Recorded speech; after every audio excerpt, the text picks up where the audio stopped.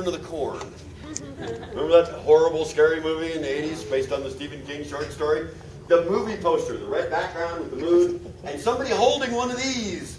I was so excited when that movie came out because I couldn't wait to see kids hacking up their parents with these because, you know, I was also like 13 at the time. It seemed like a good idea. I watched the whole movie. They didn't use these at all. They did stick somebody's hand in a blender. That was kind of... I had a rough childhood, leave me alone. The comma, the hand sickle, they still make these. It's a gardening tool. You can buy them at Walmart for $10.88, $9.88 if you get that price is falling sign. But if you buy one of those at Walmart and you take it home and you start using it in the garden for the reason it was intended, the way it was intended to be used, you're going to break it in about an hour. 15 minutes if you really hate gardening. Because it's a cheap piece of crap. It's basically a piece of balsa wood stick with a metal cap on the end and a little metal flange coming out. The ones they actually used in feudal Japan, though, were much more serious. Remember I said Japan was a caste system? Dad's a samurai, you're a samurai. So what they did is they handed swords down generation to generation, and we're familiar with that. Because we have a 700-year-old blade we get to show off. But since Japanese farmers were also a caste system, their tools were made to last as well. And it wasn't uncommon for you to be using your great-grandfather's sets of farm tools. And the kama was a serious piece of hardware. It was a metal blade that came out, and then it was bent and went at a right angle and came down. And what you did is you put a wooden handle on it. See, this one's held on with 2 rivets. The reason why they covered it in wood is if you spend any time working with your hands, metal grips are uncomfortable, and your hands don't callus very well with metal. Basically, it just rips the calluses off, so they put wood on. But this was designed for digging in the dirt, breaking up chunks of clay, and actually pruning, cutting through things. So you have a metal spike that comes out and tapers not just this way, but also this way, so it gets narrower. So anybody who's ever seen those horror movies that I stay up late at night watching, there's always some bimbo running through the woods. She's got a chest out to here and a waist like that, and she's running towards the camera in slow motion. And it doesn't matter if she's an Olympic athlete. At some point in the chase scene, she's going to trip and fall down. And when she does, even if the guy with the mask has been walking behind her like this for 10 minutes, he's on her like that. That's what happens when you run in slow motion. But while she's on the ground going, no, no, don't, he takes a spork and reaches out and sticks it through her skull. And you're going, that's it. This movie's unbelievable. Because the rest of it, up to that point, it was perfectly fine. But when you stick something through somebody's skull, you're going, it doesn't happen like that. You cannot penetrate the human skull that easily. Sometimes you can. It's the right tool for the right job. The kama was actually really good at penetrating the human skull. Don't ask how I know this, but we have a very small homeless population in Iowa City. It's not because of me. We actually practice, you simulate that strike using coconuts. It's going to sound weird, but you set a table up, you put a coconut on it, because the swing with this, because it's a very short stick and an extreme angle, it's not as much elbow and shoulder, it's wrist. Because that, you see how that matches the curve? So you strike, and if you do it right, you can stick the end of this kama into the top of the coconut, all the way through, out the bottom of the coconut, and staple it to your wife's plastic table.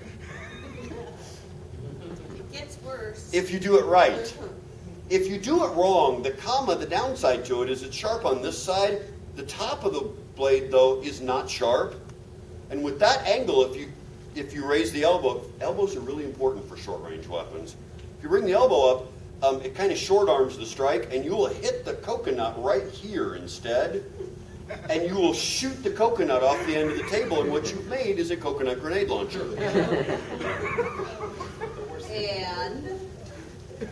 And sometimes you hit your living room window. Now look, I'm a responsible martial arts instructor, and we set this up in the yard, me and my son, And we have two choices. We set the table up, and we didn't want to do it that way because that's where the road is, and the last thing you want is an accident where somebody's driving by and they get their windshield smashed by a flying coconut. I mean, how do you even explain that to State Farm? So what we did is we went the other way. We lined up, we hit the coconut, and sent it towards the house where it was safer. Why not? Again, how do you explain Yeah, that? shut up. That's what she said after I hit the window. Like, why did you put the table that way? I said, because it was already set up. Didn't occur to me. I only had two options here. And the cornfield to the side was obviously not one of them. It would have been harder to find the coconut. Oh, wow. Pretty easy to find when it's embedded in the glass window. Because it wasn't, I didn't hit it hard enough to go all the way through, but it was enough that it stuck. It was like something out of a really dumb movie.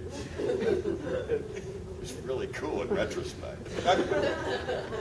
These were wonderful close-range combat weapons because of the curvature of this and the angle. If you look at the top part of it, it's fairly thick metal, but if you look at it from the edge on, and if you get that vantage point of a comma, you need to find better friends. It's really narrow.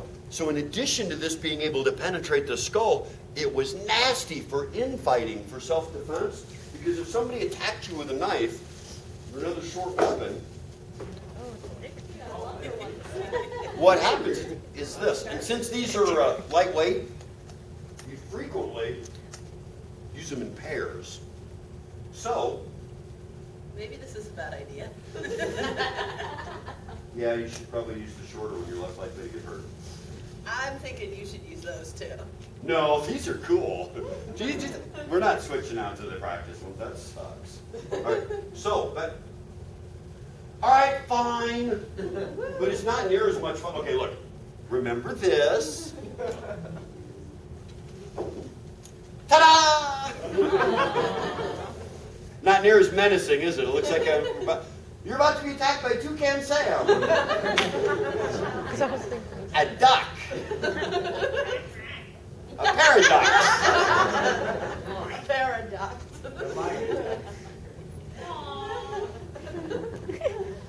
Remember the other one, though, okay? So, bad guy attacks. You block, which also, conveniently enough, cuts them. Dr. Kevorkian would have loved me. This is like assisted self-suicide. Here, and then this one goes here and across, or here and Why not for the throat? the downside to this, though, if I cut her this way and the blades, if she loses the knife, where's it going? It's gonna hit. That's bad. So we're gonna go to the outside. The attack comes in, and we go here and cut. This is much better. And then so this one, you're going. Remember I said it could penetrate the skull. Doink. Except on a blonde, sometimes that's harder than normal. And so.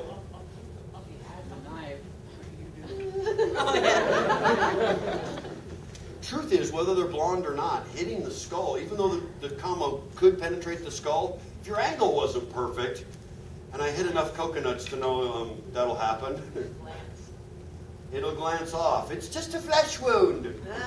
So we're going to change our angle just a little bit. When that strike comes in, we're going to block and go here, and then this one, if you don't want to go here and rip through the kidney, because sometimes that takes longer. You know why she flinched? She just had her gallbladder removed like 3 weeks ago. I volunteered to help with that. She said no.